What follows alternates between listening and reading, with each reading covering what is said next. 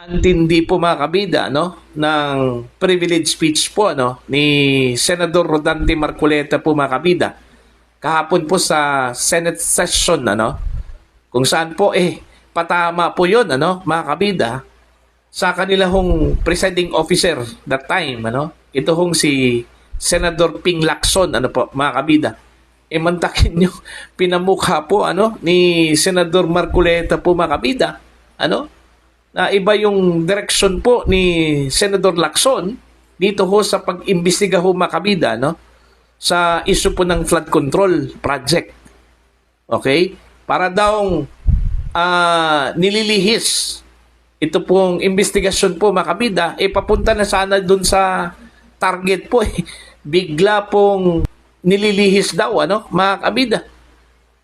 At ginawa ho niyang example po dito ito pong witness na si Orly Gudeza nagbanggit po ng mga pangalan katulad na lang po kay dating House Speaker Martin Romualdez, Congressman Zaldico mga kabida yun ang ginawa siniraan pa, okay, dahil lang doon ho sa notarized affidavit na dinisclaim po mga kabida ng isang abogado na hindi daw niya pirma yun. Diba? Kahit na po nag-take oath po siya mga kabida sa Senate Blue Ribbon Committee parang diniscredit po yung kanyang pag-take oath po doon. Kasi ang binigyang halaga po dito ito pong notarized affidavit na pwede naman sana mga kabida na kahit na wala hong affidavit po basta ang importante doon nakapanumpa po siya. Okay? Sa Senate Blue Ribbon Committee po. Ngayon, posibleng kakasuhan daw ng perjury po mga kabida Mga ganitong bagay sa tingin po ni Marcoleta is distraction po ito doon po sa witness na mas matapang pa raw sa mga senador.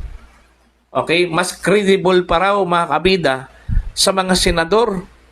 Kasi po binanggit po ni Senador Marcoleta na ilan daw sa kanila doon takot daw kay Speaker Martin Romualdez. Pwera lang po sa kanya mga kabida.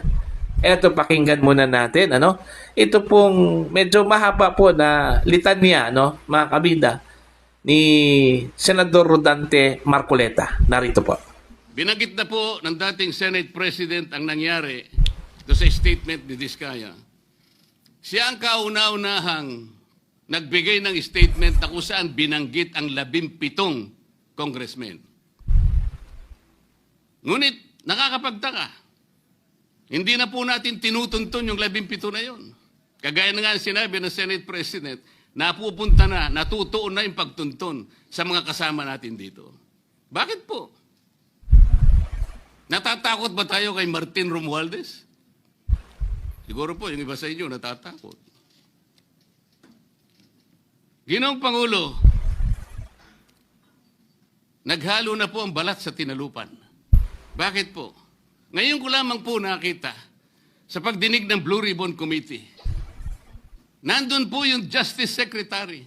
Hindi pa po natin natatapos na pagtatanungin yung respondent, yung resource person, na tayo po ang merong legal and physical custody. Hindi ko maintindihan kung bakit dadalhin niya sa kanyang opisina at pagbalik niya, meron na siyang supplemental affidavit. Ano po ba itong nangyayari sa atin?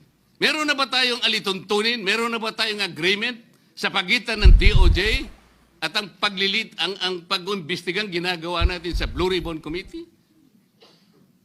Hindi ko na po maintindihan kung ang Blue Ribbon Committee is the investigative arm of the Department of Justice. Ang sabi ko po nung nasa ikalimang pagdinig pa lang tayo, sapagkat nakikita ko na po ito, kaya po naghangad pa ako sa ating chairman na sana'y paraanin niya ako, meron lang akong gustong isang guni muna at pag-usapan sana muna. Hindi naman po ako nabigyan ng pagkakataon kaya nagkaroon pa po ng konting sagutan doon. Ito po yung gusto ko sanang ayusin muna, pag-usapan muna natin. Lalong-lalo na po ang kaugnayan natin sa bagong tatag na ICI, Independent Commission on Infrastructure. Ano po bang ugnayan natin dito? Hindi po ba tayo mag-uusap muna? Hindi ba tayo gagawa ng regulasyon muna? Meron po tayong mga doktrinang isinasaalang-alang. Nasaan na po ang institutional boundaries? Nasaan na po ang separation of powers? Nasaan na po ang system of checks and balances? Di ba natin isasaalang-alang ito? Dadalawang tao lamang po ba ang mamamagitan sa pagitan ng mga institusyon na ito? At mawawala na po kami sa picture? Are we supposed to be kept in the dark, Mr. President? Yung po, kung mo ba sinabi ng ICI na isa sa kanilang mga poder, kapag ka nag-request po sila, makakakuha sila ng impormasyon sa House of Representatives, sa Senate, sa Korte, sa Sandigang Bayan, at kahit sinong otoridad. Ibig ba sabihin wala na tayong opsyon na tumanggi? Kailangan po natin pag-usapan muna yon. Ang nangyayari po sabog-sabog na po eh. Baka nga yun ang isang dahilan kung bakit nag-resign po yung advisor na si Mayor Magalong ng Baguio. Yung pong mga pasaring, ito po yung nakakapagbigay sa atin ng hindi naman kailangang pag-aaway-away o pag-aalitan. Hindi po maganda sa ating panig ito.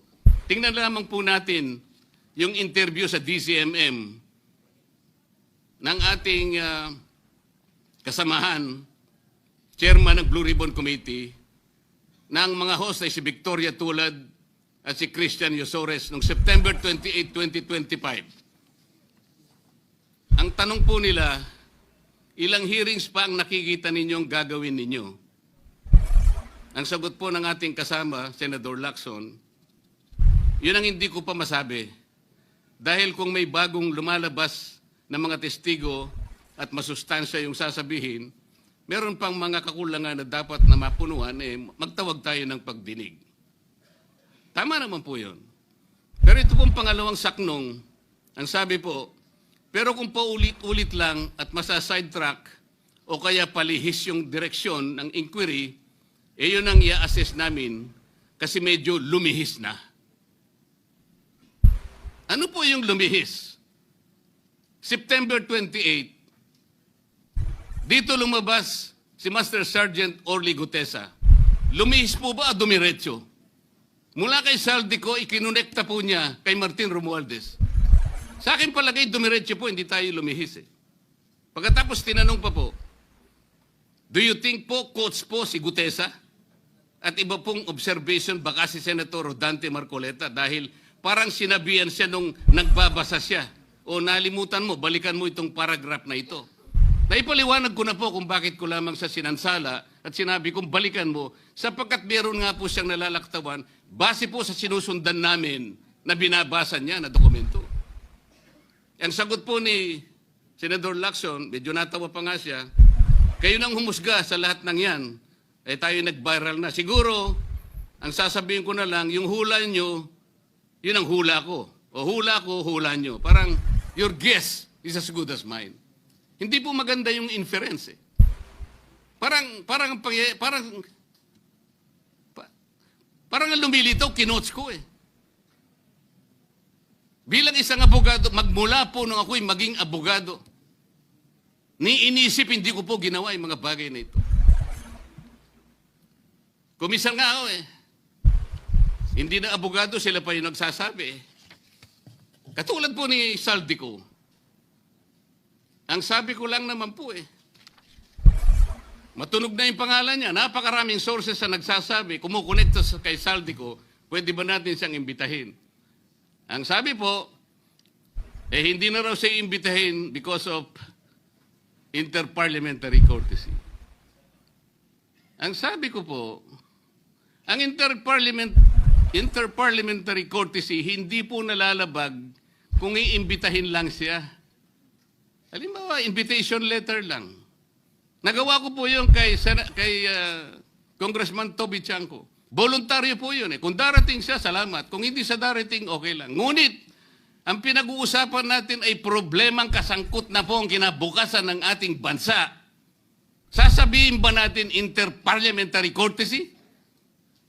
Nakikinig po ang buong bayan. Tatakpan po ba natin ang dahil sa interparliamentary courtesy? Nakasulat po ba sa bato yun? Absolute po ba yun? Yun po yung aking ikinasasama ng loob eh. Hindi po tayo dapat mag-away-away. Iisa po ang ating layunin. Ang ating bansa ang pinaka-importante sa ating lahat. Bakit po kinakailangang ilihis natin? Bakit po tayo gagawa ng paraan para pagtakpan po natin ang hindi dapat pagtakpan? Ginoong Pangulo, ngayon po ay masasabi ko, si Master Sergeant Orly Gutesa ay mas credible pa po kaysa sa marami sa atin dito sa kapulungan ito. Si Master Sergeant Orly Gutesa, mas matapang kaysa sa mas marami dito sa ating kapulungan. Maraming salamat po, Ginoong Pangulo. Ayun po. Dalawang punto lang po, ano? Yung kanyang privilege speech po doon, ano, mga kabida. Unang-una po, yung sinabi po ni Senador Marcoleta, mga kabida, na mas matapang pa po, ano, itong si Orly Gutesa, no, kaysa ilan po sa mga senador dyan, mga kabida. At meron pong kredibilidad, mas meron pong kredibilidad, ito pong si Orly Gutesa kaysa dito ho sa ilang mga senador. Kasi ho, unang-una po kaya pong kasi unang-una po matapang pong binanggit po, ano, mga kabida ni Gutesa, ito pong mga pangalan po ni na Zaldico at saka Speaker Romualdez, ano, mga kabida. Di ba? Na hindi po nagawa ng mga senador.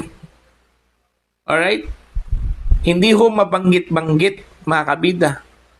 Kaya nga, sabi po ni Senador Marcoleta, baka naman po takot yung mga ilang senador dyan. Pwera lang po sa kanya. Hindi daw siya takot po kay Speaker Romualdez. Pero yung iba dyan, parang ayaw pong mabanggit po, ano, yung pangalan po ni Romualdez. Buti na lang po, ito pong si Gutesa, ang tapang po. Ano? Binanggit. At hindi lang po basta-bastang binanggit. Hinatiran pa ng pera. Okay? Mali-malitang pera, no? Mga kabida, sabi po ni Gutesa. O see? Ang punto lang po doon ho ni Marcoleta, no? Kasi po, iisa lang po yung goal ng Senado, which is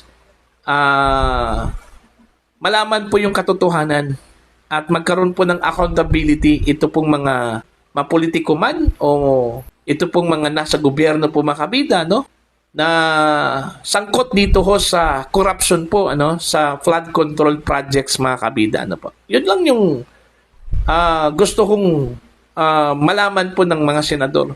Dapat isa lang po yung kanila kong goal dito. Kaso lang po parang nagbabangayan po, mga kabida, no? Kanya-kanyang interest po, ano? Ang iba dito sa kanila, gusto kong mapin down ito pong si Congressman Zaldico at saka ito pong si Romualdez.